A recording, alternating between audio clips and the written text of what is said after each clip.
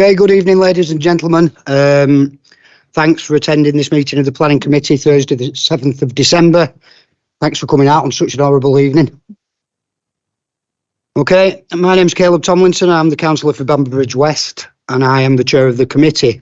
Committee members and members of the public are reminded that this meeting is being streamed live to YouTube. If you're attending the meeting because you're a member of the public who has registered to speak, please note you have a time limit of 4 minutes. You will be timed, and when your 4 minutes is up, I will let you know, and I expect you to stop speaking. Voting will be undertaken by the electronic voting system. Yeah, and the outcome of the vote will then be confirmed by our legal officer, Alex, once complete. If you've got mobile phones with you, which I'm sure you have, could you put them onto silent, please?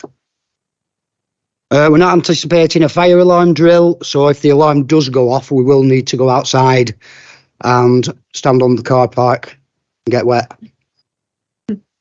Okay, if I can now ask everyone to introduce themselves, starting with the young man on my left. Yes, good evening. Alex Jackson, solicitor. Ben Story, Democratic Services Officer. Good evening, Kath Unsworth, councillor for Broadfield Ward. Good evening, Councillor Matthew Farnworth, representing Seven Stars. Good evening, Councillor Phil Smith, and I represent New Longton and Hutton East. Good evening, David Shaw, representing Howickham Priory in Penwortham. Good evening, Councillor Colin Sharples, representing Earnshaw Bridge, and this evening I'm substituting for Councillor Will Adams. Good evening, Councillor Peter Molyneux, Sandra in Walton Ward. Good evening, Councillor Hayden Williams, representing Leyland Central. Good evening, Councillor Mary Green, councillor for Moss Side and Midge Hall. Evening all, Wesley Roberts, councillor for Buckshire and Wood, and tonight substituting for Councillor Elaine Stringfellow. Good evening, Lisa Mathewson, Senior Planning Officer. Good evening, Jessica Jarman, Planning Officer. Good evening, Rachel Clitheroe, Planning Officer. Good evening, Catherine Thomas, Planning Manager. Good evening, Elizabeth Hindle, Head of Planning and Enforcement. Okay, thank you, everyone. So we don't need to do apologies because we've had them already. Okay, do we have any declarations of interest on this evening's? Councillor Williams? Yeah, I'd like to declare a non-prejudicial interest in item 6 as a member of Farrington Parish Council. Okay, thank you, Councillor Williams. Okay, I've read and agree with the minutes of the meeting held on the 9th of November. Could I have a seconder? Don't forget, if you weren't here, you can't vote on these, you'd have to abstain. Councillor Smith? I'll second it, Chairman. Thank you very much, Councillor Smith. All right, so if you were here, can I have a show of hands, please, on the minutes? Alex, if you can. Thank you, Chair. Yes, members have voted unanimously to approve the minutes of the last meeting. I'll sign them while we have an appeal decisions update from Catherine. Thank you, Chair. Yes, during last month we have received some appeal decisions. Firstly, as members are probably aware, we've received the Secretary of State's decision in relation to the Pickering's Farm appeals, and that related to 2 appeals, one for up to 920 dwellings with ancillary development and the other for 180 dwellings. The applications were considered as part of a public inquiry in June 2022, and the decision was called in by the Secretary of State for determination. We received the inspector's decision, and he indicated that although the council had made a case in relation to a number of matters, particularly in terms of the impact on the highway network, he felt that on balance, the delivery of housing and other facilities outweighed some of the issues that were put forward. to the extent that in the planning balance, he felt that the application should be supported given that it was an allocated site and it would help to deliver some of the council's ambitions in terms of housing delivery. So those two applications were allowed. We also have a further appeal decision relating to a similar site, actually, part of the safeguarded land at the Pickering's farm site, but the address was Bridge End, Church Lane in Whitestake. And this was an outline planning application for up to 7 dwellings with access included. And the main issues for the council, as we refused permission, were in relation to the principle of developing on safeguarded land, given that the land is specifically safeguarded for development outside of a planned period and was, designated as such. And the inspector considered the case put forward by the applicants and the case put forward by the local planning authority and concluded that the development would conflict with the development plan when taken as a whole, and there were no material considerations which would outweigh that decision. So therefore that appeal was dismissed. Thank you, Chair.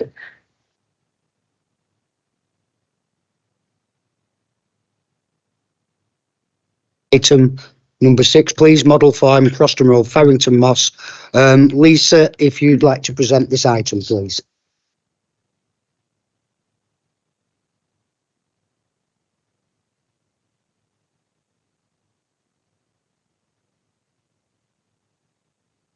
Thank you, Chair. Good evening, everybody. So this application is for development of demolition of existing buildings and the erection of 16 start-up commercial units on a site which is known as Model Farm at 240 Croston Road, Farrington Moss.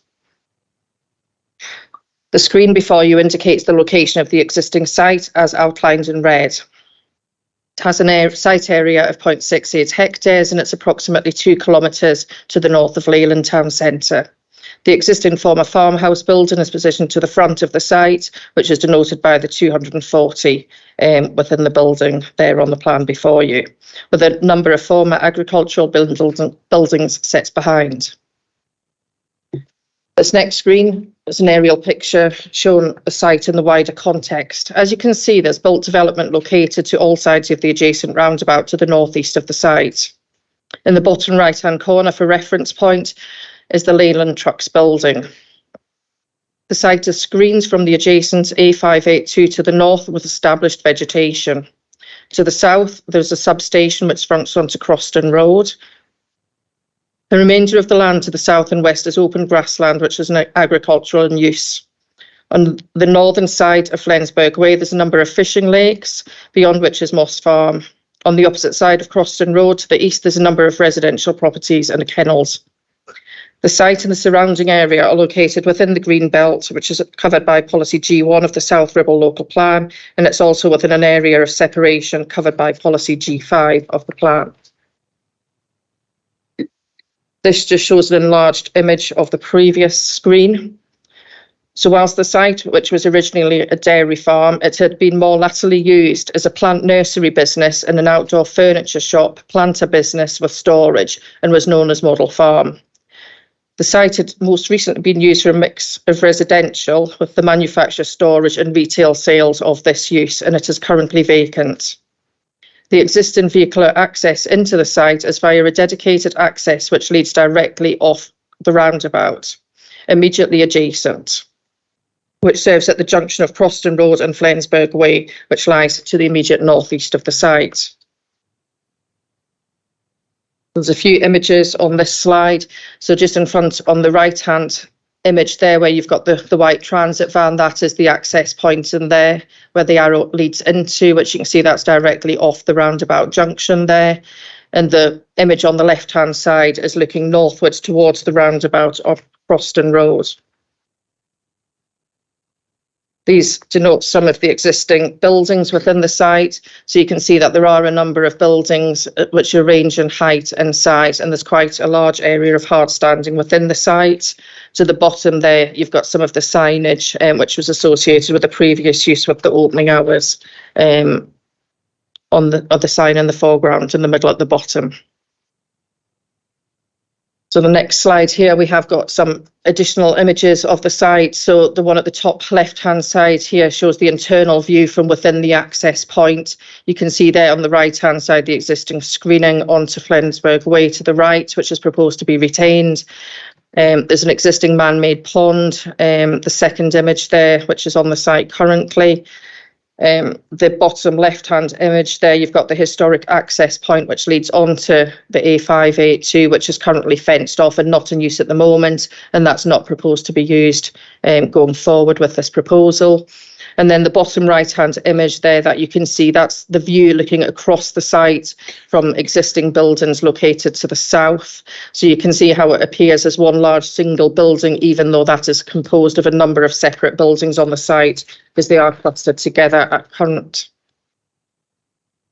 So this shows the proposed site plan associated with the application, which relates to the demolition of all of the existing vacant buildings on this Greenbelt site. It's previously in commercial use and it's been considered as previously developed land under the definition in the NPPF. So the application, as indicated earlier, proposes 60 new build startup units, which will provide employment opportunities and redevelop the vacant site. As you can see on the site plan, before you've got the access at the right hand side, and then you've got a series of short rows of proposed units, which is broken up by the car parking, the access road and the turning head within the site. The units themselves take up a much smaller footprint than the previous buildings and therefore be less of an impact. In terms of the new access point, which as you can see, it's located further southwest down Croston Road and away from the roundabout, is proposed to be a gated access. However, it has been agreed that the gates will be open during operational hours, so there's no impact on the highway, and it would lead to an improvement in highway safety grounds being located further away from the roundabout. In terms of the next slide here, this shows proposed elevations and floor plans. There are two types of units, units A and B, which are very similar, and these range in size from 75 square metres to approximately 99 square metres in size each. In terms of the ridge height and eaves height, unit A will measure 6.59 to ridge height, 5.4 to eaves, and then unit B, very similar, but 6.7 metres to ridge height and 5.4 to eaves also. In terms of the colouring there, as you can see on the top of the slide before you, neutral colours are proposed and which are envisaged to blend into the landscape. Condition is also attached relating to materials in the report.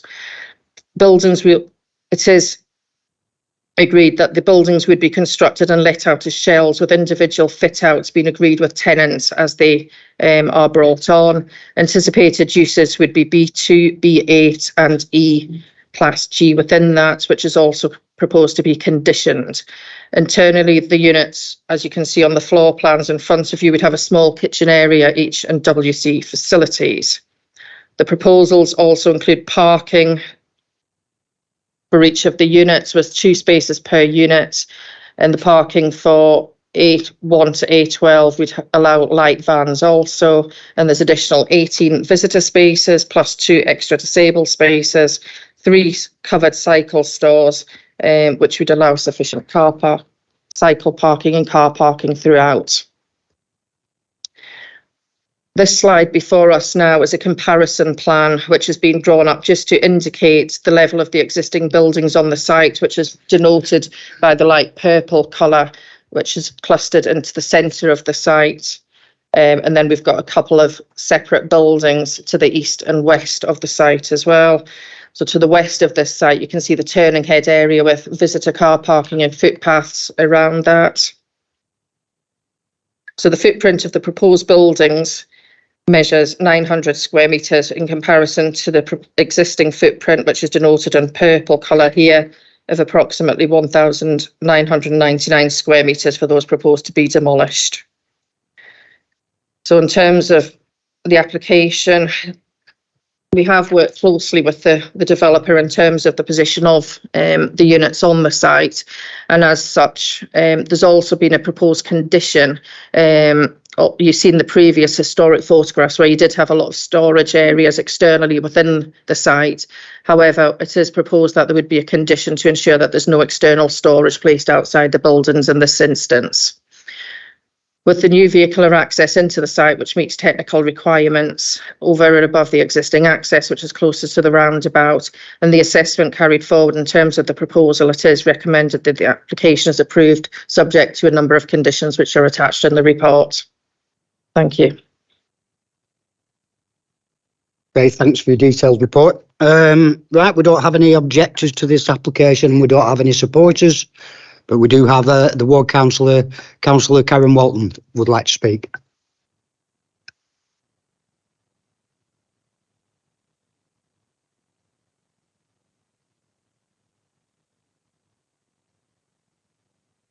Good evening, everyone, and thank you for giving me the opportunity to speak to the committee tonight, and thank Lisa for your comprehensive report.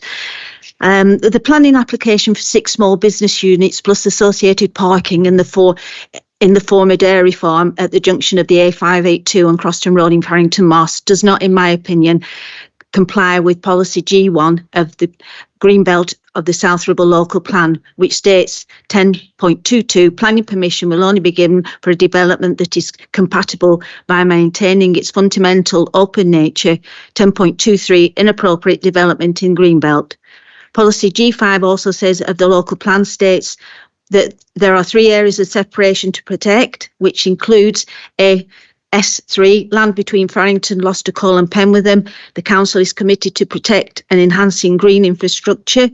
Also policy G8, extending the green infrastructure network, including green corridors to act as vital buffers to deliver separation spaces between urban areas and maintain the natural attractiveness of the borough.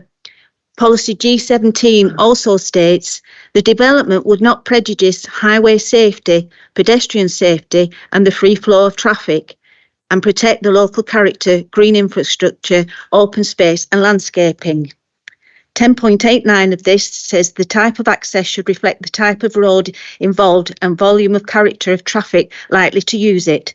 To build 16 starter business units on this site of the former dairy farm would have such a detrimental effect on all these policies contained within the local plan. LCC have no objections in principle to the development, but have concerns over highway safety and in the S278 process, which states vehicle tracking is tight when entering and exiting the proposed site, and so access to the site should be reviewed. I support the provision of new but small businesses, but they must be built in the right place and at the right size for the land available. 16 units on this site, in my opinion, is far too many and will overdevelop the land available to the detriment of the local area and have a negative impact on highway and pedestrian safety in the area. The level and type of traffic associated with the proposal in Croston Road near the roundabout of the A582 is unacceptable. The access to the site and excess vehicle movements turning into the site would contribute greatly to the probability of more serious accidents which have occurred recently in the area. There has been hundreds of houses built in the surrounding land in Farrington Moss, resulting in a substantial increase in pedestrians and cyclists using the narrow paths, especially on their journeys to and from the local schools. Residents have already complained about vehicle speeding on the 40-mile-per-hour road around the site and the small size of the bus stops areas for pupils and residents to stand waiting for buses.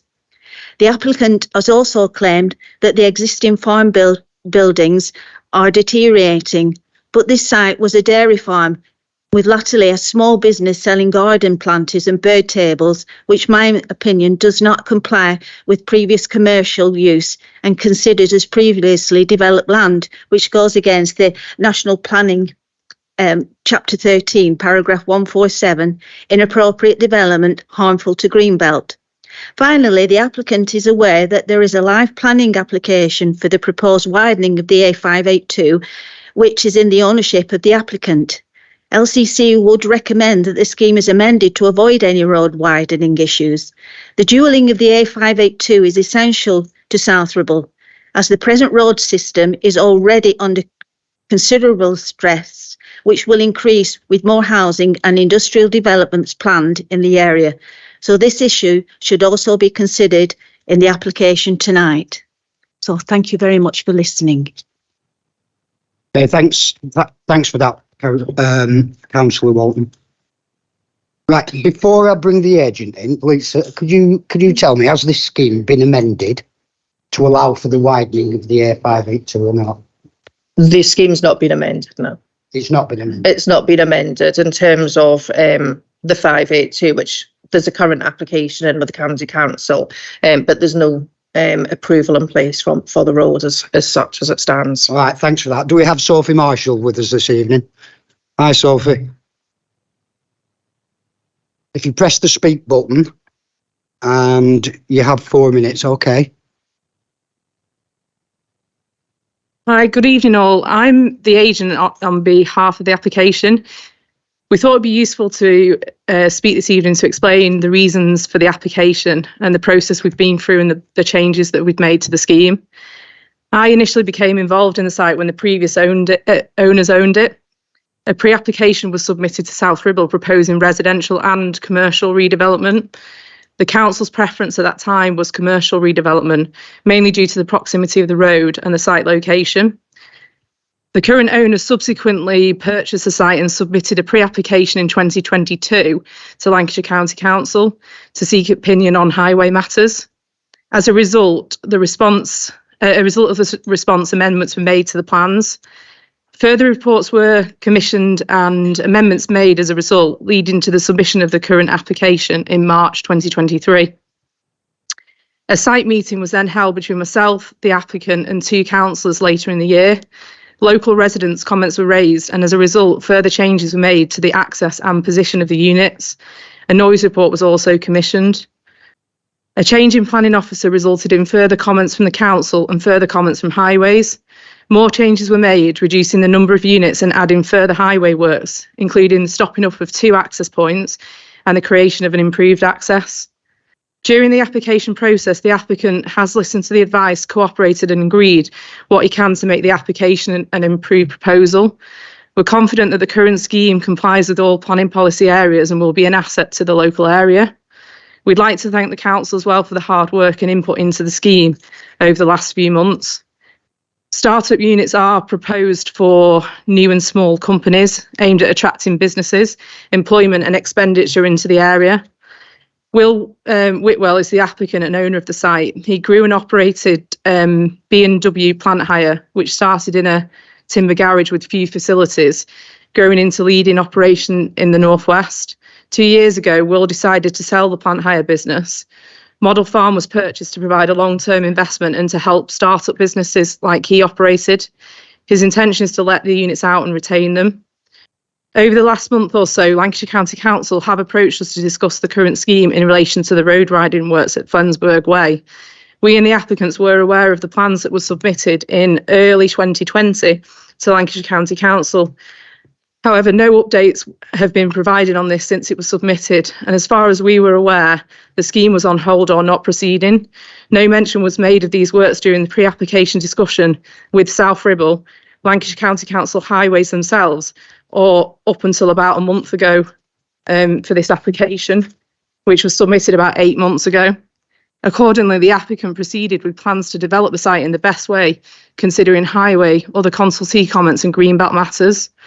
All these have been addressed at great expense to the applicant.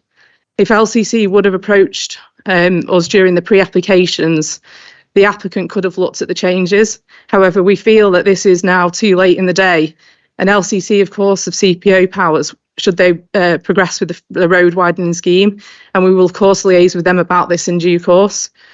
Accordingly, we believe that all matters relevant to this proposal have been satisfactorily addressed by submissions and further amendments, and we consider the proposal as policy compliant and respectfully request the application is improved in line with the officer's report. Thank you. Okay, thanks very much, Sophie. Right, I will now open this item up to committee. Councillor Mary Green. Thank you, Chair. I've listened closely to what's been said this evening, and I've studied this application in great detail. I've not really heard anything that's detracted from what I've read in the report, really. I'm quite surprised that South Ribble officer recommendation is approval, seeing as how South Ribble is a partner with LCC on the city deal. And this road widening is crucial for the city deal, bearing in mind the number of houses that have been put there and potentially will be put there nearby.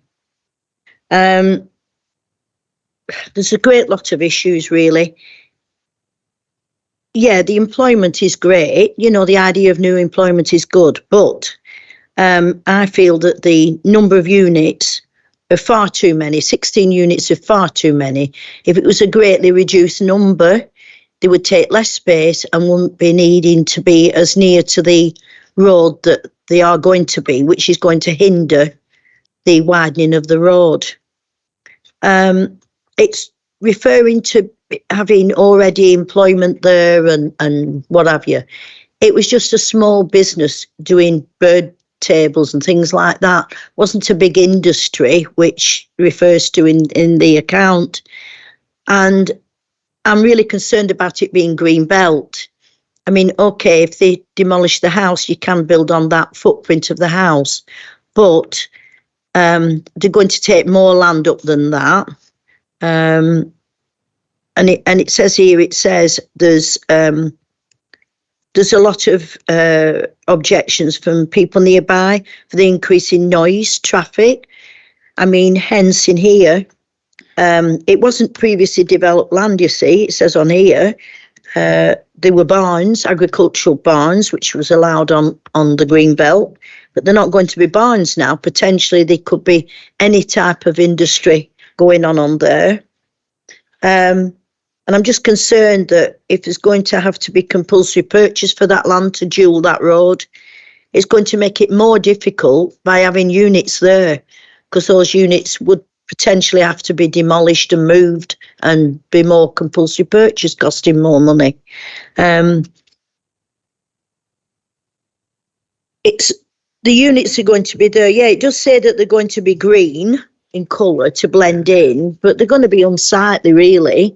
I mean, round that area is not a bad area, around that roundabout. There's farms, houses. It's quite a nice landscape sort of area, really. And now you're going to get these green units, metal units, which are going to take away the feel of that area from what it already is for the people who live there.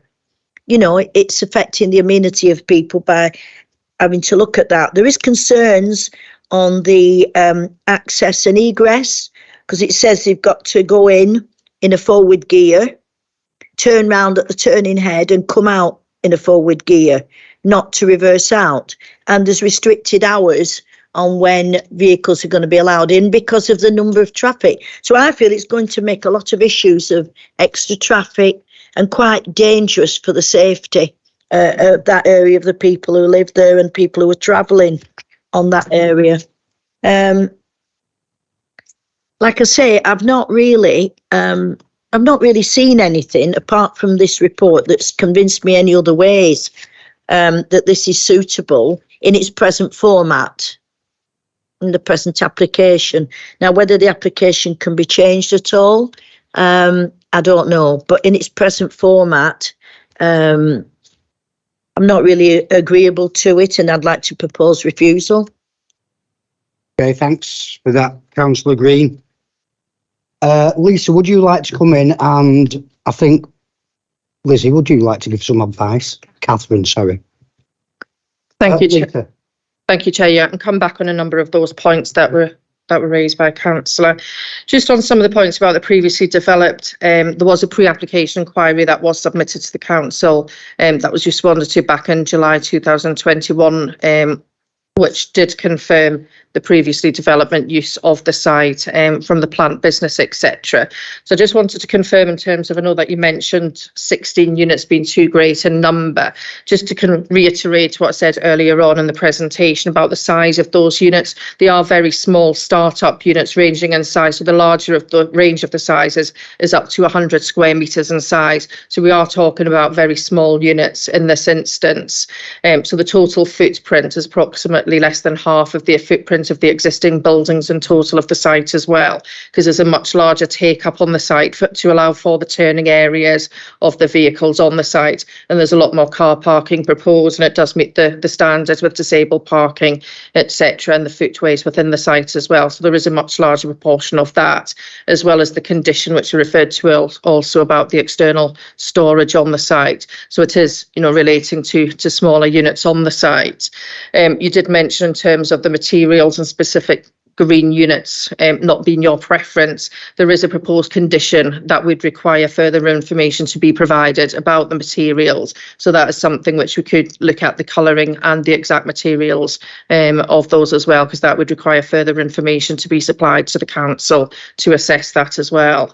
Just in terms of the road widening that is proposed on that, obviously the agent in terms of her submission did refer to that, and it has been something that's more recently been discussed with the County Council. There is an existing application which has been in at the County Council since 2020, and I have spoke to the case officer for that application recently, and nothing has moved forward with that, and for a considerable period of time, and she's not aware of anything that was incoming. So I have spoke to her very recently about that application as well.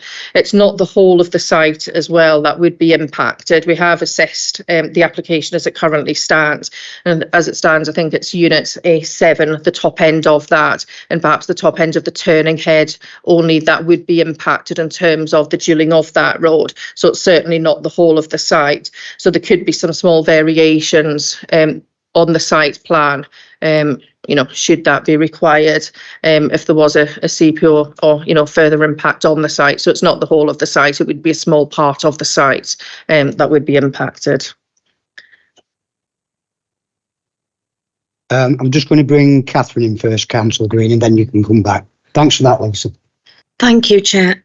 Yes, so I've listened to the advice that Lisa's just given you, and obviously I think some of the issues you raised as well were around noise and highway safety, and obviously the application was accompanied by a noise survey, and that was considered by our Environmental Health Department, who are satisfied with it. We've got very robust conditions there about noise, and it is some distance from residential properties, so don't foresee that being a particular issue in this case. And in terms of highway safety, obviously that site now we're saying is previously developed and has had a lawful use for commercial development.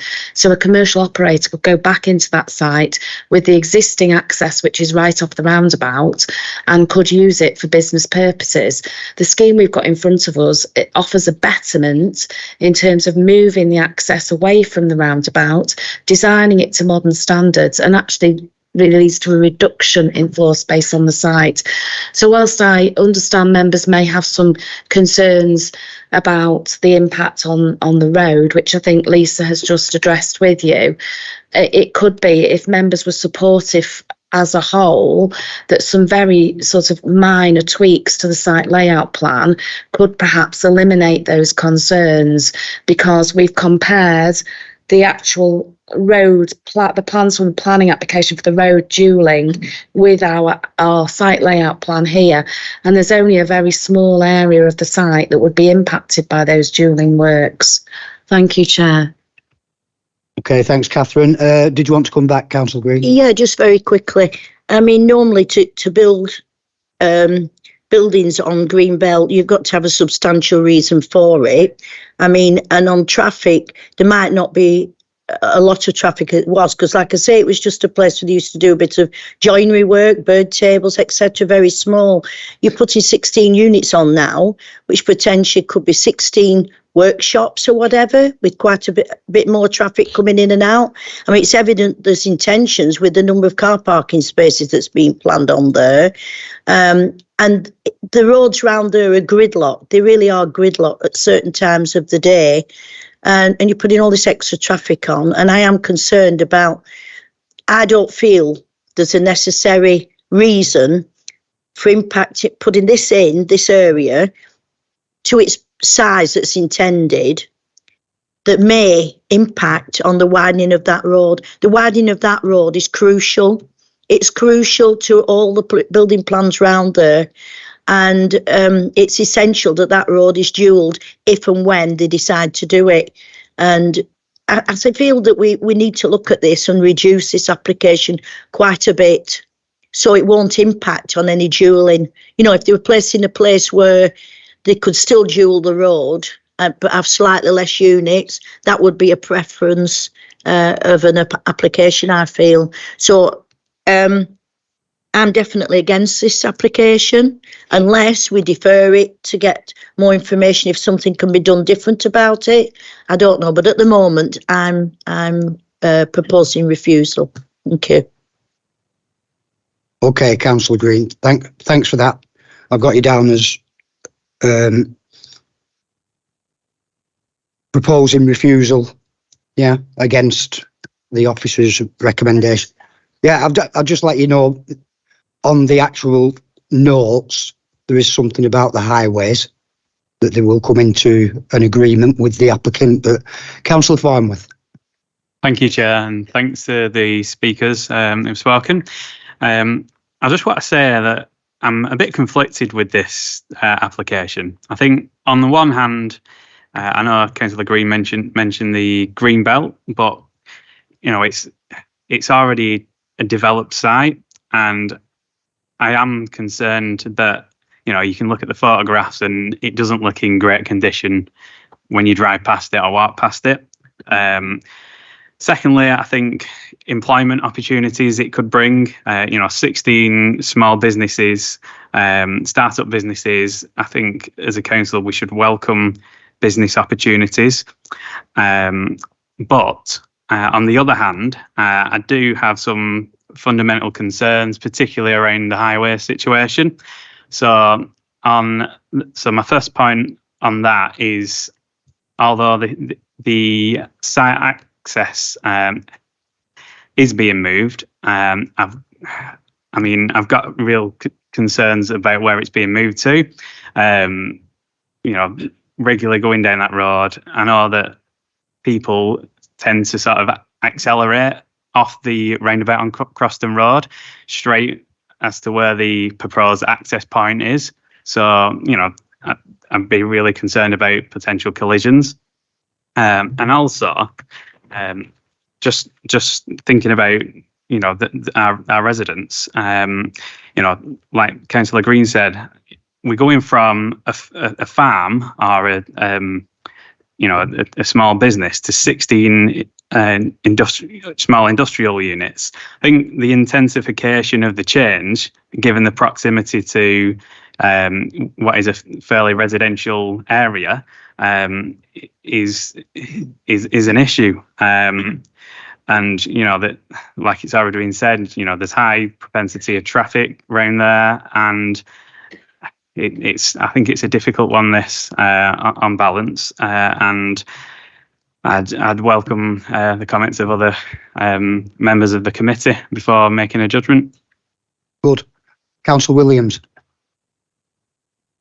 Thank you very much, Chair. I too have been thinking really long and hard about this, because looking through the report, the A582 is, as it stands at this very moment in time, today, when we're asking to consider this, is a non-issue, because the A582 has been planned for years. It's just a plan. It's pie in the sky at the minute. It might appear it might be for in a year's time. It might be 5 years' time. It might be 10 years. So that is a misnomer. We can't really put that as any particular reason or take that into consideration. Highways LCC yet again have said there are no particular issues and everything is compliant, even though there's been lots of trimming about, and there's going to be some work that still needs doing with the Section 278 notice as and when if this gets approved. So Highways, they said there's no particular issue. The real issue with this is the definition of previously developed land, and that's the bit it absolutely hangs on. So looking at the report, paragraph 8.2, Annex 2 of the NPPF, says land which is or was occupied by a permanent structure, including the curtilage of developed land. This excludes land that was or last occupied by agricultural or forestry buildings. So it hangs on what this last use of this building was. Is it a commercial property or is it a farm? Now, it's been treated as a commercial property because planters and bird tables and whatever we made. That is farm diversification. That isn't, in my mind, isn't commercial use. It's not a commercial. Whilst it's a business, farming is a business. It's not commercial in a commercial industrial sense in my mind. So in effect, had that farm not had bed planters or bird tables or something like that, will that site therefore be a farm and not be considered commercial? Is it the fact we're just hanging on the fact it's commercial? It's hanging on the fact that they reproduced bird tables and some budding planters there. So there's that side. There's that side of it, and that leads into policy G1 paragraph F. Where it says, we would not have a greater impact on the openness of the greenbelt and the purposes of including land within it than the existing development. The existing development is a farm. It is not an industrial site. So for me, it contradicts that paragraph F of greenbelt, because it's a diversified farm. It is not a commercial property. That's the bit I can't wrap my head around. Also, policy G17, the change of street scene. It is a house that's sat remote. That's sat in green area. We're driving past an industrial estate. Yes, there's an industrial estate 100 yards away across the roundabout, but that's hidden by trees. It's a designated site. Whilst having units of that size are desperately needed, we used to own a business who wanted a unit that size. They are desperately needed. For me, it is not in the right place. Whilst the units will be desperately needed, it's not an employment protected site. It's a greenbelt site. There's trees been knocked down on it, and it all hangs on this previously developed land use, and in my mind it's not commercial, and therefore it falls policy G1 paragraph F. So I would second refusal. Okay, thanks, Councillor Williams. Councillor Roberts, welcome. Thank you, Chairman. How festive this meeting is. So I just had a few questions, to be honest. Maybe it was my confusion. It is a really tough one. Everyone's made some really good points. I think it's not ideal where the entrance to the site is. It's better than where it was. I think it's good for economic development. I think there's been some really well thought out recommendations. I'm saying it's policy compliant, but there's some areas we've got to, what do you call them? I can't think what you call them, but some kind of requirements they've got to meet. I was a little bit, I guess I've just got more of a question, because there was a few bits on the timings of when it was open. So there's 2 pages. So there's page 27 where on point 11 it says deliveries to be approved between 9:30 and 2:30. And then on page 29, it talks about no deliveries of construction materials to undertake outside the hours of 9 to 5. So is it 9 till 2:30, or 9 till 2:30, or is it 9 to 5, or is it separate timings for different things and I've just not clicked? That's what I thought. But then it kind of leads into my second question, which was, what type of, is there a restriction on the type of business that can have? So I can see noddings, that's great. But where I'm coming at it from is, so I know sometimes industrial units like this can be used for kind of like gyms and stuff like that, or private kind of like PT things. And obviously that would lead to more traffic, which wouldn't be ideal. So I just wanted to know what the restrictions were. I might have overlooked it, but that was my 2 pence, Chair. Lisa, can you answer those questions? Yeah, I'll come back on some of those points. I'll take the last point first. There is a condition proposed restricting the uses. We did actually discuss internally the uses, so we have restricted it to part G of the E-class, because we had that same discussion, because it would allow further retail shops, etc., which wouldn't be appropriate in this type of environment. So yeah, hence why, we've got those restrictions within a condition which are attached. And if there was any alternative uses that was proposed by any of the tenants which would come in, they would have to apply for a change of use application to the council. So that would have to be reassessed individually on a case by case basis. Just coming back to your points about the conditions, that did refer to two separate things, obviously during construction with vehicles and then any deliveries when the site was operational and up and running. So I hope that answered it. Does that help you, Councillor Roberts? Yeah, Roberts. Yeah, no, it does help. I guess I'm just wondering whether with the, we know there's issues with traffic in the weather deliveries, but in the hour of peak times is a reasonable thing. So yeah, maybe there's an issue there. And then I guess what time does it shut in terms of the site? What time are the gates shut? Is that something in here that's there? Yeah, we haven't got a specific time that the gates themselves will shut. The conditions are actually ones that have been discussed and requested by LCC County Highways as the expert in that field, and those conditions have been fully taken on board and incorporated within the report at their request.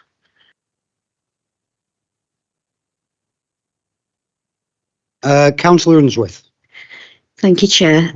Mine's just really a question to clarify something in my mind. What's happened to, I don't think I understand the papers properly, but what happens to the man-made pond?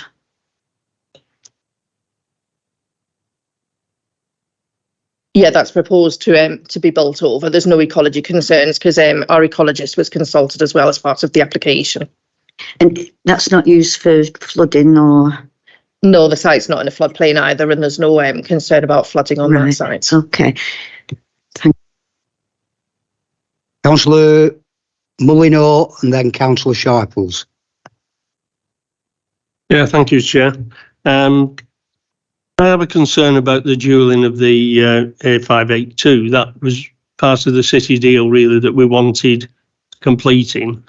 And for me, this application could put that in jeopardy, because if we had other applications like this, you'd have a situation where they may say, well, it's not worth doing it now.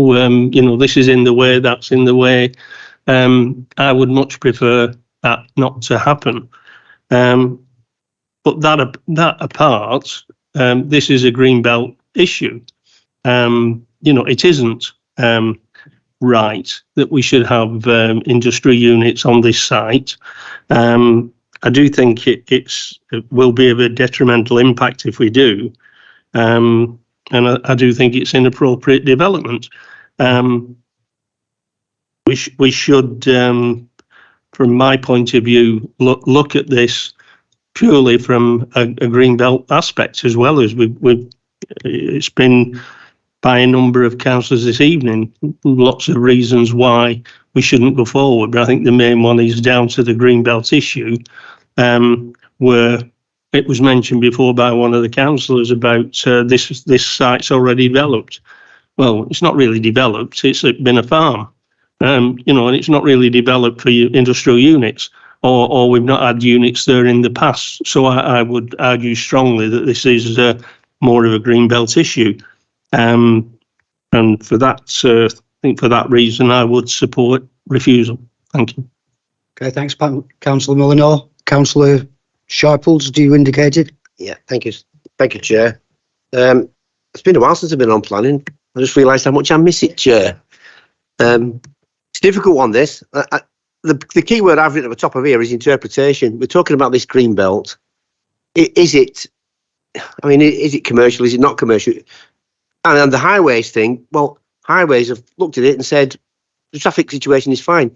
The whole thing looks policy compliant. So it's about interpretation.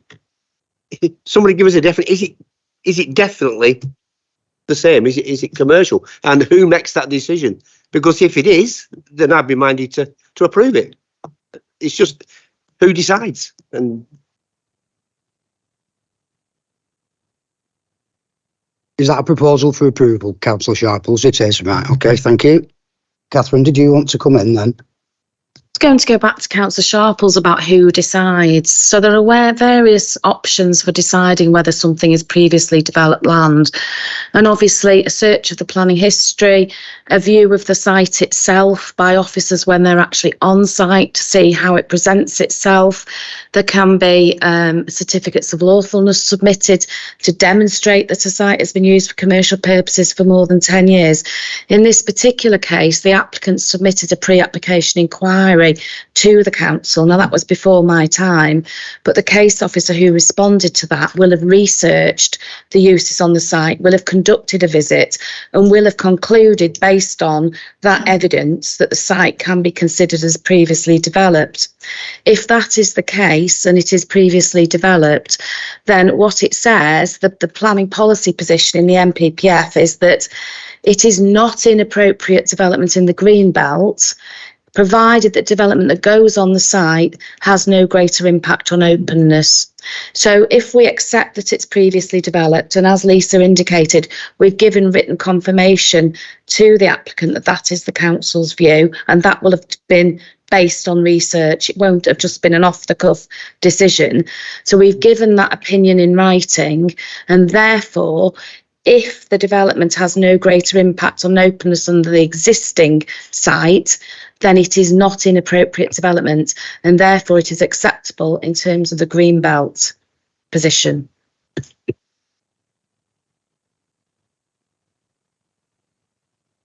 Okay, Councillor Sharples, you want to come back, and then I've got Councillor Smith, Councillor Williams, and then Councillor Roberts. Yeah, thank you, Chair.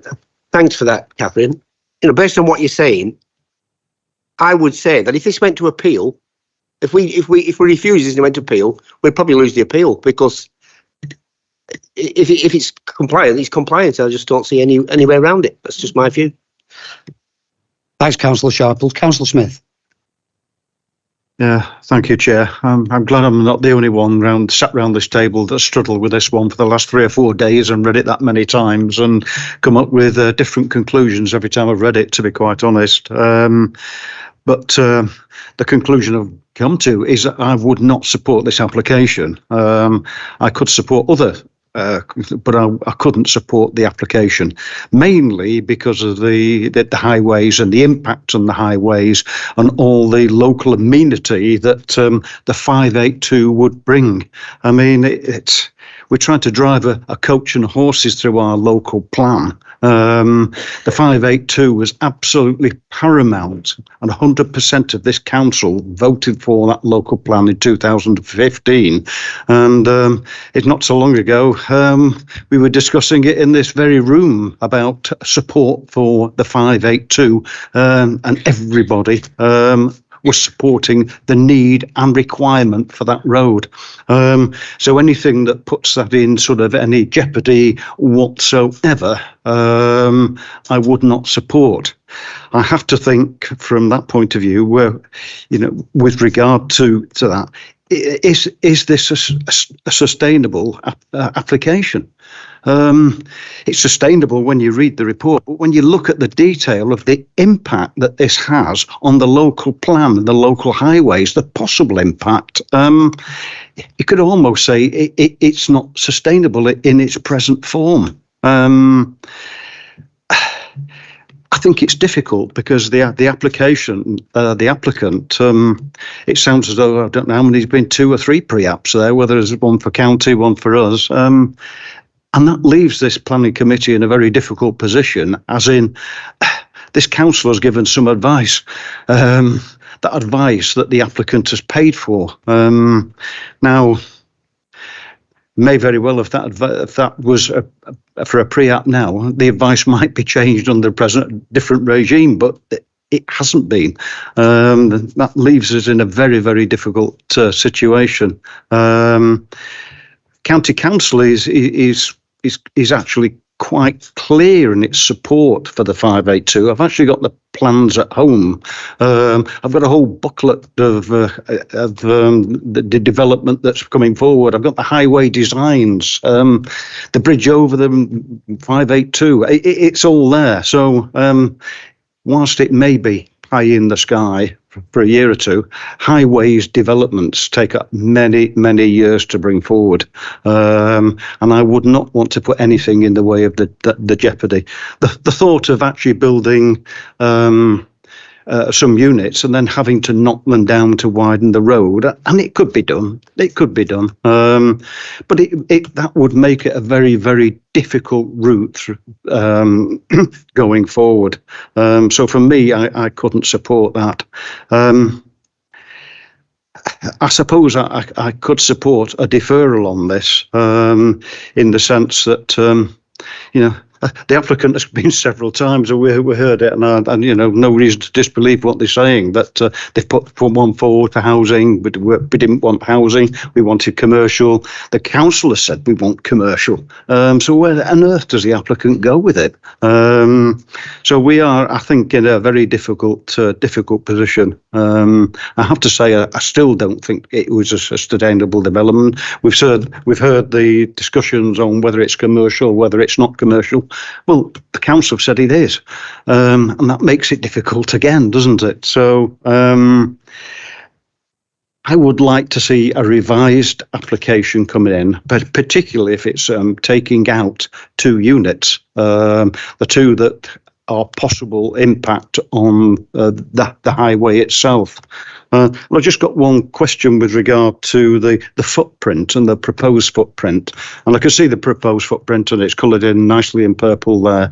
But that footprint doesn't just include buildings. It includes parking spaces. It includes the road network through and all the various other things. So we're looking at a proposed footprint, which is not on the footprint of the buildings. I'd just like a little bit of clarification on that, please. How much of it is the footprint of the buildings, and how much of it is the footprint of a road going through and the parking spaces?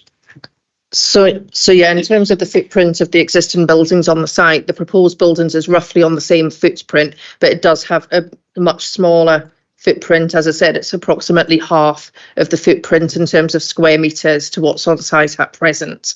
At present, you've also got a large area of hard standing to the west of the site, as you've seen on one of the aerial images before, where you had a lot of the trailers and trucks parked up on that. So that's where the proposed turning head is going to be, and there's going to be additional landscaping around that turning head also. Right, I'm not sure whether I quite got that, but so is it on the footprint of the buildings that are there now, or is it on the footprint of the roads and highway? It's on the. If you want to bear with me, I could put the image up on the screen again if that would assist. Well, I think I've got it here on here, but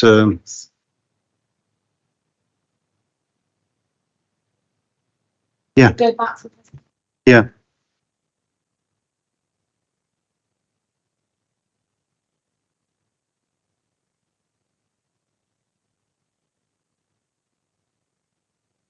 Yeah. That's Yeah. That there's a row of obviously units towards the front of the site, and then another one parallel, and then there's 2 obviously on either side of the access road. And if Lisa, if you can just go back now to the aerial view,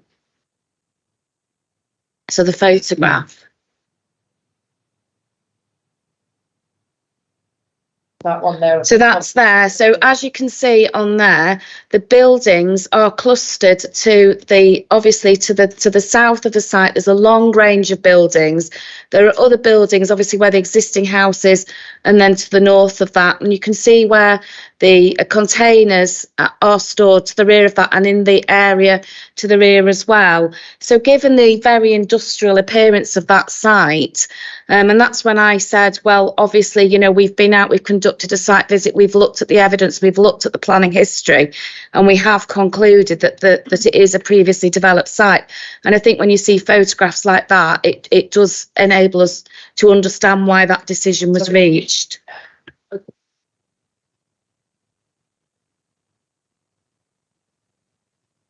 As well, in the centre of the site, just to be clear. Okay, thanks for that, Catherine. Thanks for that, Lisa. Right, even though you've made a proposal, Councillor Williams, you said you wanted to come back. and then I've got Councillor Roberts, and then I've got Councillor Shaw. Yeah, apologies for coming back, Chair.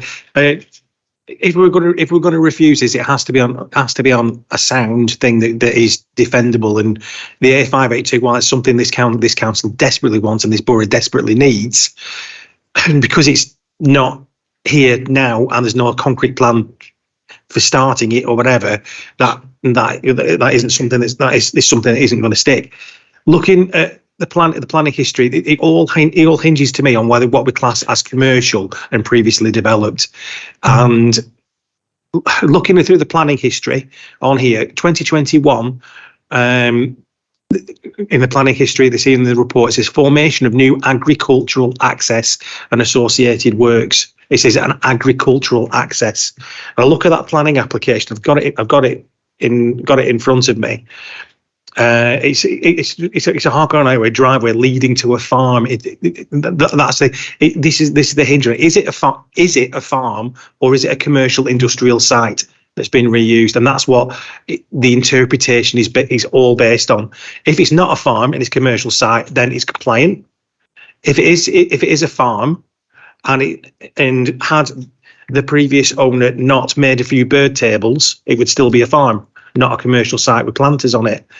So that's the bit I can't wrap around in my own head. How is it a commercial site and not a farm? And if I get an answer to that, I would feel a lot happier. Okay, all right, Councillor Williams. Well, from that overhead photograph I've just seen, that looks like a commercial site. Doesn't look like a farm to me. I can't see any cows, can't see any crops. All I can see is massive outbuildings and a huge central building that I thought was a car park until it was described as an L-shaped building. Councillor Roberts. Ever insightful, Chair. Thank you. I don't know what I was going to say now. The level of debate is really good. I just think it's testament to the committee, which is really nice. In my head, I see it as previously developed, so that becomes a non-issue. For me, the A582, the officer spoke about it earlier and said that there was some small adaptations, which make me feel that it again became a non-issue. You could have both. Then it goes to me for the access point, which, whilst it's planning compliant, I don't really like it, but it's better than what it was. But I think what we've not really talked about, and I don't know whether anyone could talk about, but just looking at a little map on what the A582 would look like, I think the access point potentially would change from the two roundabouts if it was double dualed, just from this picture, but I don't know if that's true. So if someone had an answer on that, that'd be helpful. But don't know if they do. But that's just from this down. Lisa, did you understand the question? So are you talking about the current application that's in with the county council, if there would be an impact on that if it was to come? Obviously, Croston Road would remain in place on the council's proposals. I guess the question is, where does the A582 is dualled, or if it was, dualled, where does the access point come back? Because on this plan, there's not two roundabouts, so maybe there's not an answer. Yeah, no. Well, I understand your question now. If the A582 is dualled, it will not affect the access to that site. So the access will be the same point on Croston Road. They're moving it from the double roundabouts. Yeah, and they're moving it about, from what I can gather, about 9 metres into Croston Road itself. So the actual access will go through the actual, what looks like a farmhouse now. Is it a farmhouse? Who knows? I don't get, maybe it's just me thinking out loud. Come on, it's 7:05. I don't get how a dual road works with two roundabouts. Is it just making it, would the roundabout become wider? I don't know. I'm not a highways agent. The roundabouts are being removed under the proposals. Both of the roundabouts have been removed, but there obviously would be accesses off the dual carriageway. So rather than there being roundabouts, you turn left onto Croston Road and then right into the development. Okay. That's correct. Yeah, I need to think. Councillor Shaw. Councillor Green. I'm the chair of the committee, not you. Councillor Shaw, thank you. Thank you, Chair. I've been struggling with this, as have other colleagues. I'm not exactly delighted with it, frankly, but that's no excuse for trying to find a different way of alleviating my problems when they've already had a ruling that it's previously developed land. Don't think we've got a fighting chance with that one. Besides which, it's less constrained than it was before. It's more open than it was before. My concern remains with the 582 and the fact that if A7 wasn't there and the trees weren't there, then they'd be quite happily sweeping past this industrial estate on a dual carriageway eventually. And it does seem to me a bizarre thing to do, to grant planning application and or indeed try to build an industrial estate on the basis that it's going to get knocked down in a few years. But if that's the commercial imperative, I'd have to live with it. I find that difficult to take to an appeal, frankly. I'm coming down to Colin's view, which is, what have we got to actually refuse it on? We might be unhappy about it, but I'm finding myself stuck. Unhappy, but stuck. So are you seconding the proposal to approve the application, Councillor Shaw? Yes. Okay, thank you for that. Councillor Mary Green, one more time, and then I'm going to tie the debate up. No, it's just very quick. I mean, I've heard everyone's statements tonight, and it's indicated that this dual carriageway is pie in the sky potentially. It's not. It's part of the city deal, which has been agreed by South Ribble and LCC in partnership. Okay, LCC haven't got round to doing it yet, but it's down. And that is essential for all the housing that's gone on in that area. We're going to have a complete standstill, not a gridlock. We've already got a gridlock at certain times of the day down there. And we're going to have a complete standstill if that road is not dualled, hopefully as soon as possible. But I feel like Councillor Smith, there shouldn't be anything put in the way of that dualling of that road. Thank you.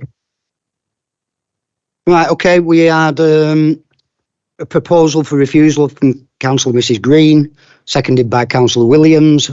We then had an amendment for a proposal for approval from Councillor Sharples, and then seconded by Councillor Shaw. And we need to vote on the amendment first. Do you want to just one more, Councillor Smith? Yeah.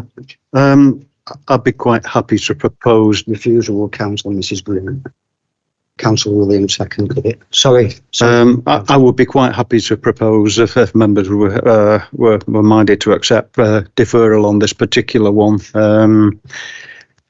I think we all need a bit more clarity, to be quite honest. And I would certainly not alternatively vote for refusal, but I think a little bit of clarity on some of the issues might be a bit helpful. So. Yeah, if you could, which clarity of which issues, all of it? I think we need quite a lot, to be quite honest. I mean, the applicant or the applicant's agent this evening was quite a revelation about some of the things that have gone on, to be quite honest. I think that's something that the council needs to look into again, but certainly clarity on if the officers are clear on whether it is a farm or commercial. Most of us that know it really well, and I've bought the odd bird table there and a planter there, but I've been nobody else there for years, to be quite honest. It's never been a commercial outlet as far as I know.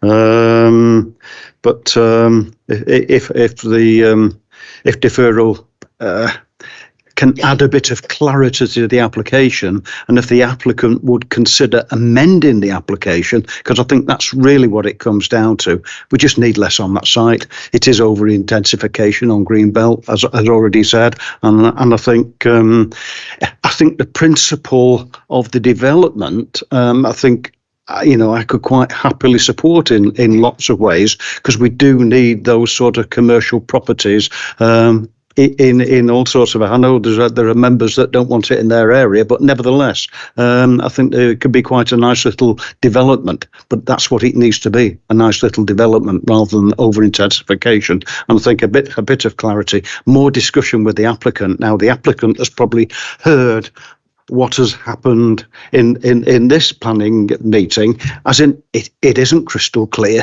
and we'd be quite happy to refuse it. There's one or two members might be happy to accept it, but I think the applicant's probably heard the words and might go back and the agent has heard the words, might go back and make some other recommendations to the applicant, Chair. Do I have a seconder for Councillor Smith's proposal for deferral? Is there a legal risk to defer? Is there a legal risk to the council to defer? We're not on the timetable with this one, are we? There is always the option for the applicant to appeal against non-determination.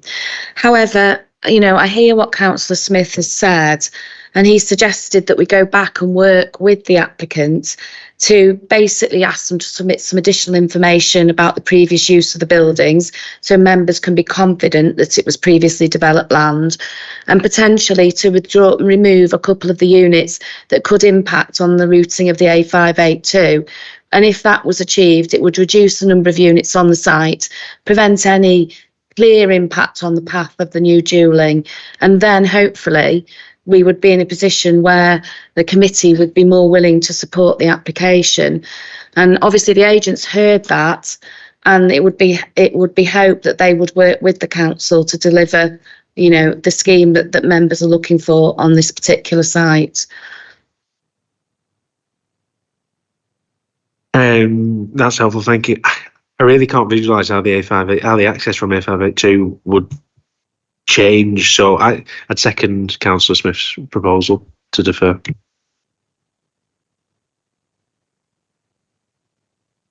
Right, so we've got three proposals: refusal, approval, and deferral. So I think we need to be voting on the deferral first, because that's the second amendment. So we need to vote on deferring the application so the applicants and the agents can come back and speak to the officers. So we are on the electronic system, aren't we? We're voting. So if you're in favour of deferral, please press 4.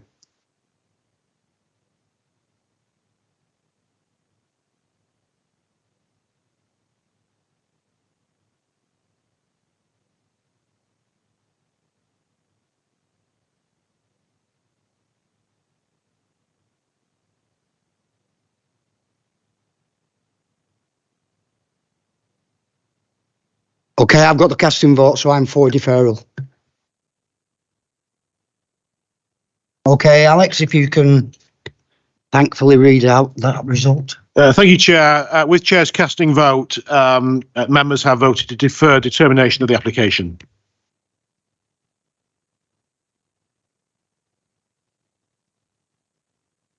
Okay, thanks for coming tonight, Sophie. Thank you. Have a safe journey home. Sorry to keep you, folks. If anybody wants a comfort break.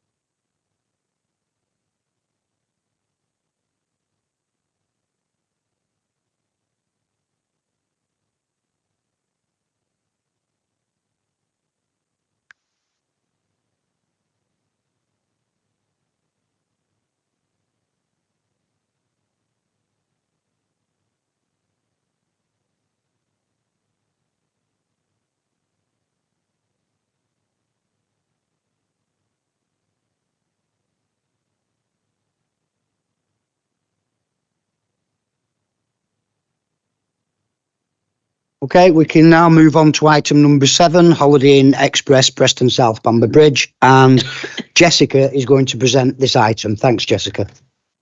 Thank you, Chair. Good evening, everybody.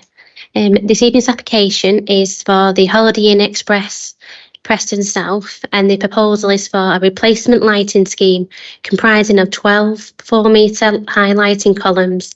7 of the columns would have a new single post top mounted LED at a 5-degree tilt facing inwards towards the car park, and 5 columns central within the car park would each have 2 LED mounted on brackets and mounted at no degree to the horizontal plane.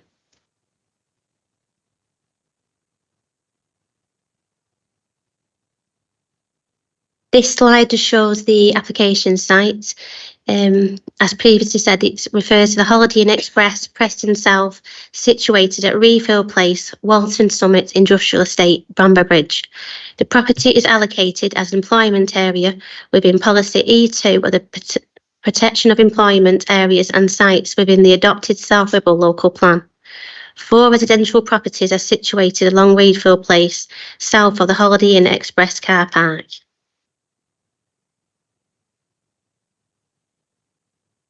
This slide just shows the aerial image taken from Google Earth, which shows the car park and the location of the residential properties.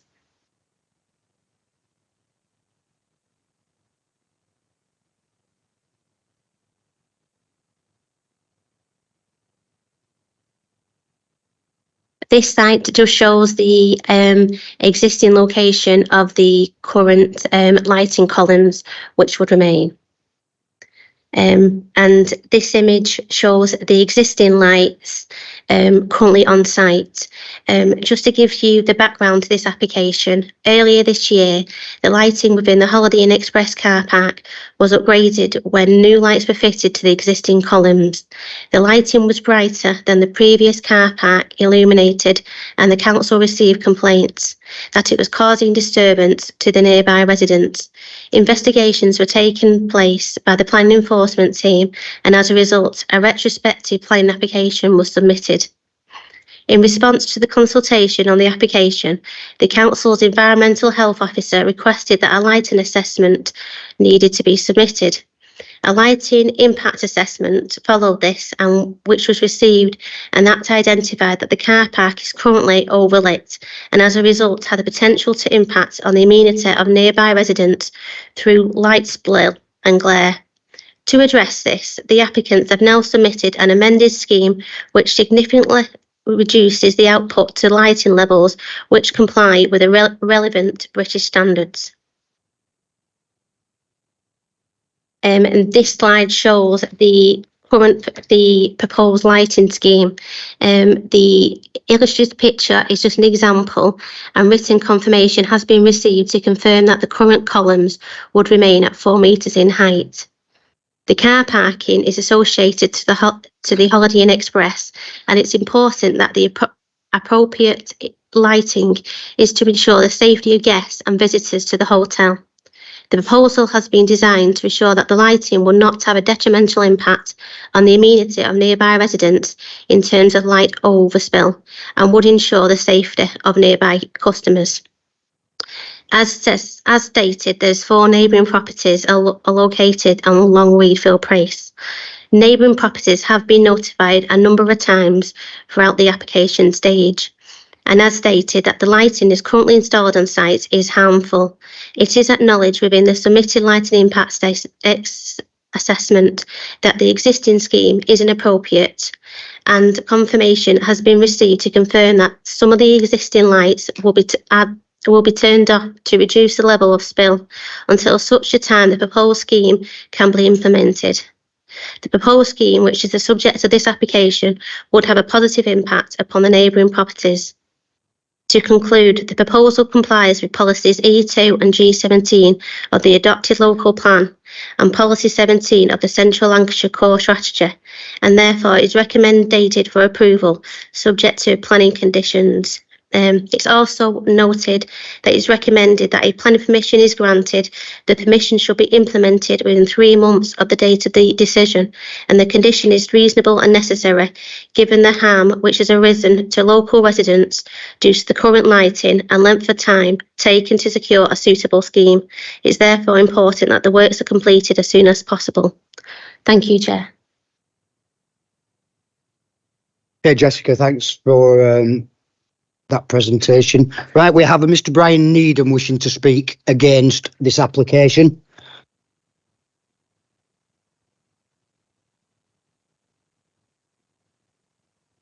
It's all right if you just sit down and press the speak button. You've got 4 minutes to make your representations. If you can keep it as close to the actual application as you can. Yeah. Okay. That's fine. Yeah, I am Brian Needham. Along with my wife and family, live at number 3 Reedfield Place, and have done for 38 years. So I'm well familiar with the area. The hotel car park directly at the back of the 3 properties, which is 2, 3 and 4 Reedfield Place, are all, none of us have had any problems in the past with the hotel or their management. Up until February this year, when the hotel replaced the existing lighting, which has been there for 38 years, and added 34 large white LED bright lights, 4 to each column, which made the car park and our properties like being on a football pitch. I and another neighbour went down to see the manager of the hotel, Mr. Dean Unsworth, and kindly pointed out the 5 columns from the car park auction side of the car park that was shining directly at our properties. Mr. Unsworth said he would remove them or reposition them. That affected all of us and kept us. We kept asking him. And eventually he said, I'm just a middleman. You'll have to get onto the hotel group. So we wrote to the hotel group and still nothing was done. We got in touch eventually with our councillor, Claire Hunter. Claire was very good. She came down to our house a few times at night to see the lighting problem for herself. And on one occasion extra, she brought Kate Riley's team from the Environmental Health South Ribble. 4 of them came down and viewed all the lights from our property. Claire also got the South Ribble planning involved and found the hotel had no planning for this. A lighting assessment was done in November. I am led to believe the assessment was excessive light pollution. Since the report, the hotel has temporarily aimed most of the lights to the floor, but there's still 1 column which is shining at our properties. We hope the hotel considers us in future and either reduces the amounts of lights or puts filters on them.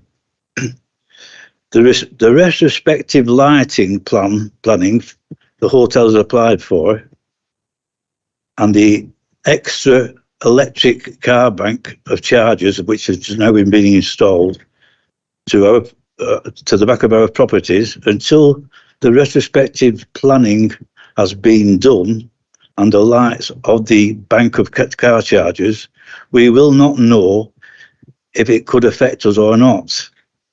So we would like as a condition placed on the planning permission, granted that these lights cannot be positioned towards us or pointed up at us. And we do not want another 10 months of light pollution from all our properties. And I speak for all the neighbours because they've all put applications in saying how bad they are. There is some photos I'm not allowed to show, Mama. But everyone wants to look at them, it's up to them. But they actually from the when the environment team came down, they took photos. So I think you've got some anyway. Thank you. Thanks very much, Brian. 3 minutes, 58 seconds. Councillor Hunter.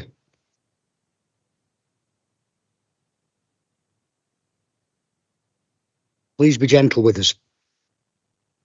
Okay, you've got 4 minutes. Thank you, Joe. Won't take that long. So basically, everything, I'm just backing up everything Brian said. The lighting was appalling, and I used to work at a football club, and that is the brightest floodlights I've ever seen in my life. I mean, it would have saved on electricity for Brian and Lynn, but so I'm backing Brian and saying that this now looks correct. Thanking Jessica for all the hard work she's put into this with the lighting reports and everything. And I'll again back Brian where I'm saying I hope that when it is completed, there is nothing then that will, damage the properties or the residents or et cetera, et cetera. But just as a by, because anybody's listening, I hate retrospective planning. It is not a tick box exercise. If anybody's thinking of doing any planning, changing anything, it should go through planning in the first place. So I just wanted to make that clear. And I think there you are. Just to thank Brian and Lynn and everybody for getting on with it. Just forgot that it's taken this long. So that's it. All over and done with, Chair. Okay, thanks, Councillor Hunter. Right. We have Simon Sharp via Microsoft Teams online. Simon wants to say. Simon, are you with us? Good afternoon. Good evening, councillors. Are you able to hear me? Yes, we're able to hear, and yes, it is evening. Excellent. Okay, Yeah, so you have 4 minutes to address the committee. Okay. All right. Thank you very much, councillors, for your time this evening, and thank you also to your officers who have worked very proactively with us over the last few months as we've worked through this submission together. I'd like to first of all communicate my apologies to Mr. Needham and the residents of Reedfield Place on behalf of the hotel. The hotel does acknowledge that the existing lighting scheme put in place is not appropriate. They did follow the advice of a specialist contractor at the time, to be fair, but clearly no sort of preemptive modelling was done. Until the proposed scheme can be implemented, if councillors are minded to support the officer's recommendation, then the existing lights can be the ones that have been switched off can be switched off. That being said, this is an out-of-centre location. Reedfield Place is an outlier in terms of residential use in the locality, and there are few opportunities for passive surveillance locally, particularly in the evenings and night time. Although HIAX makes clear to its guests that vehicles are parked at the risks of owners, it is not acceptable for guests or staff to feel a personal risk when they're moving through the car park or moving to or from their vehicles, particularly late at night. The pre-existing situation, the situation that existed until February of this year, was inadequate in that regard. Guests of the hotel had made their feelings known to the management about the quality of the car park environment, particularly female guests. And it was for this reason that HIAX were persuaded to address the issue. As your officer has made clear in the report, the illuminance of the proposed lighting is to British standard and is considered more acceptable. The new fittings themselves are to be either at 5-degree tilt or 0-degree tilt, so something that can be controlled by way of condition. Drawing on what your councillor said there, if it is found that, well, obviously we have done modelling and we understand that the implementation will work fine. If there are any issues, the specification of lighting that has been chosen can be easily adapted with cowling, which is something that could not be done to the lights that are in place at the moment, or at least not easily. Obviously, there have been no objections to the current proposals from statutory consultees. I'd like to finish by recommending your officer's recommendation to councillors. Thank you for your time. Okay, thanks very much for that. Yeah, okay, let's open up to committee. Councillor Farnworth. Thank you, Chair, and thanks to Brian and Councillor Hunter for speaking about this retrospective application. Just want to echo what Councillor Hunter said about retrospective applications. They're not good, and I just think, the planning process is there for a reason. Got a couple of questions, to be honest. One about the lux level of the lights. Do we know sort of what level they're at? Because I understand, I think, is it car parking can be a minimum of 5? And I also believe that so people at LCC, for instance, they've got the ability to dim the street lights to, I think it's about 30 to 40% at night after 10, 11 o'clock. So is that a possibility to what the applicant could be able to do? Do I ask the agent, or do I ask Jessica, or do I ask Catherine? Yeah. Simon, you're still online, aren't you? Yes, I am. I'm still here. Did you hear Councillor Farnworth's question? I did. I'm just going through the lighting report at the moment. My understanding is, I think, the cumulative. Well, I can only really talk in terms of the cumulative impact of Lux. My understanding is from the modelling that we had done, the current or the existing situation is 89 Lux, which is, I think about 4 times in excess of the standard. We're taking it down to around about 20. I understand. I'm not sure quite how that transposes to individual luminaires. However, it may be that the officer has the information that I can't find. Okay, thanks for that, Simon. Okay, Matthew, Councillor Farnworth. Yeah, it was just basically, as like I said, if there's any possibility that the lights could be dimmed at night. Obviously, there is a safety concern in terms of people's safety for the car park, but given the concerns that the residents have come with, I'd like that to potentially be considered. Okay, thanks, Councillor Farnworth. Yeah, you can do, Catherine. Thank you, Councillor Farnworth. So as part of the application in the submission pack, what we asked for was the lighting impact assessment report. And what that shows is the lighting contours from light spill from the new light fittings that are proposed. And that shows that the light spill won't go near the residential properties. So therefore it won't be an issue, for local residents. So in terms of trying to adjust the light fittings and dim them in the evening, that's exactly what the hotel wanted to avoid, because they've got guests coming and arriving late at night or leaving early in the morning. And the reason for changing their lights in February to start with was because the old fittings were so dim, they were getting complaints, particularly from lone travellers, about safety in the car park at night. So they're trying to come up with a low level of lighting that won't cause harm to the amenity of local residents, so it doesn't spill outside of the site to the residential properties, but maintains a safe level of lighting within the car park. And Environmental Health have looked at that and conclude that the scheme they put forward will be acceptable to meet those two things: safety for users of the hotel and protect the amenities of residents. Thanks, Kath. Appreciate it. Is it possible to condition the application so that the hotel cannot tilt the lighting towards the residents or not? Again, Chair, in the late information report, obviously we received some comments from the residents asking would that be a possibility.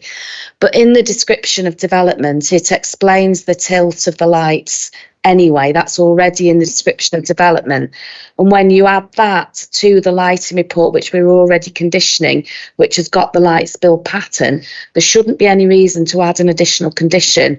And as you know, conditions can only be added if they meet the test of conditions. And if it's unnecessary, then we can't add it. Thank you, Chair. I just wanted to clear that up. Councillor Roberts and then Councillor Willie. Yeah, thanks, Chair. Thanks, Brian, for speaking so diligently. Thanks to officers for coming to where we've got to, even though it wasn't ideal in the first place. I'm sure Councillor Hunter will be watching this with a close eye, making sure it's done to time, and if it's not, making sure we get on it for Brian and the residents. But I'd be happy to propose this. Propose this for approval. There we go. Thanks, Chair. I got that. Thanks, Councillor Roberts. Councillor Williams and then Councillor Molyneux. Yeah, I think with this application, whilst there's been whilst retrospective is to be, is one of these things that's unfortunate. At least it looks like it's been acknowledged that there is an issue. granted the evidence has been put forward by the residents in the fact that it is a problem, but also this is the solution to it. It's gone from 80 plus down to 20. That's a massive reduction, and the assurances are there. It's like unlike the last application was a bit subjective. This one is it shouldn't do. This one is a lot more clear cut in the fact that yes, the residents have been taken into consideration. It's a massive reduction.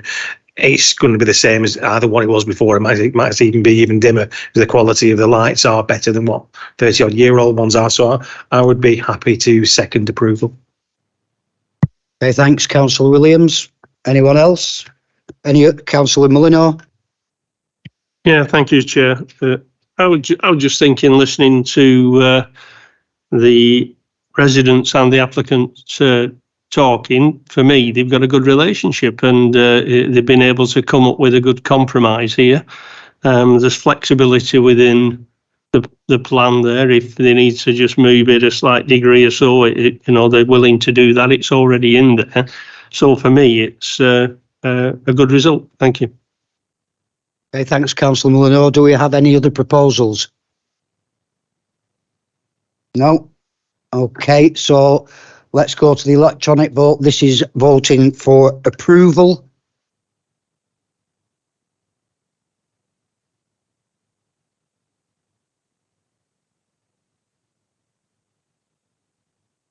Thank you, Chair. Members have voted unanimously to approve the application, subject to the conditions in the report.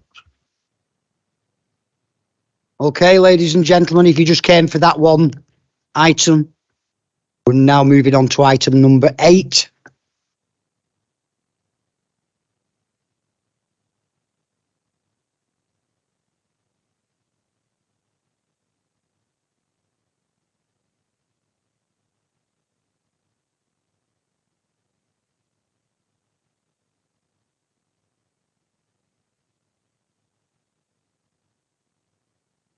All right, number 8, Darwin Street Car Park, Higher Walton, and Rachel is going to present this item. Thank you, Chair. Yeah, so the application is a council application for the installation of an electrical cable to serve a new electric vehicle charging point. Rather than reading it all, I'll just explain it a bit on the next slide.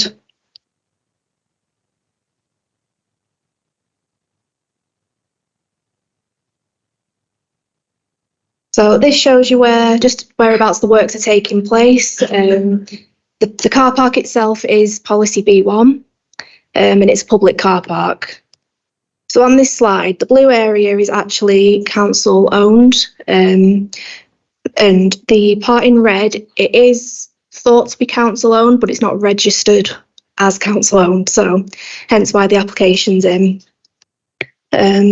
So on this slide, it just shows you whereabouts the works are taking place. The red box is meant to go down to the yellow line. It kind of got a bit distorted when the PowerPoint was merged with all the others. So this shows the extent of the work. So where the red dotted line is the whole works taking place. It is PD, where it was within the blue edge on the previous slides. But again, the reason that this has come is because of the registered ownership of the land. Otherwise, it would be classed as PD. And for this reason, it's recommended for approval with conditions. Thank you.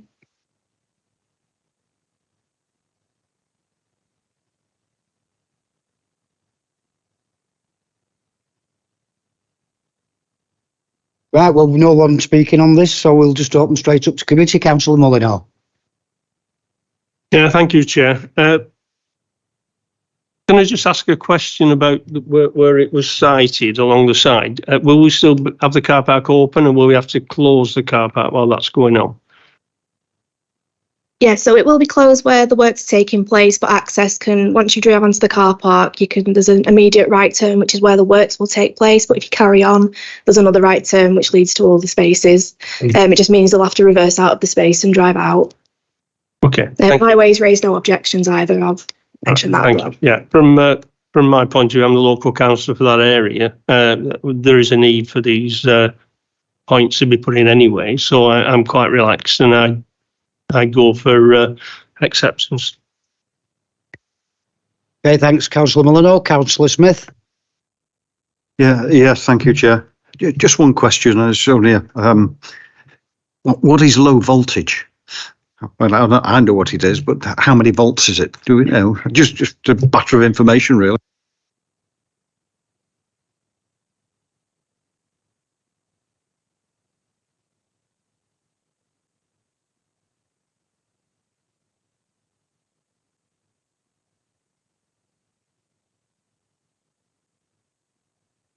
I'm not desperate to know, Chair, but perhaps if somebody would tell us, we're getting more and more of these things, and how many volts and how many amps would it be, which is probably more important. But nevertheless, I will second approval, Chair. Yeah, just to clarify, so it all will be done to Electricity North West specification. I'm just trying to find it on this plan, but it's not very obvious. But if you wanted to have a look on there, you should be able to see it. But I can come back to you with that information. Yeah, don't worry about it, Chair. As I say, I'll second the approval. Thank you. Okay, thanks, Councillor Smith. So I've got a proposal for approval from Councillor Mullinall, seconded by Councillor Smith. Do I have any other proposals? No. Okay, can we go to the electronic vote then, please, for approval?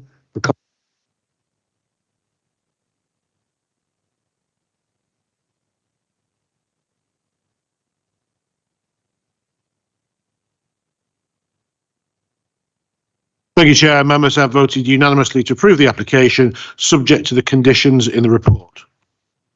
Okay, ladies and gentlemen, thanks very much for your attendance this evening. Been a bit longer than I thought it was going to be, and a lot more interesting, but there you go. Just before I do close, it's prepared to arrange a site visit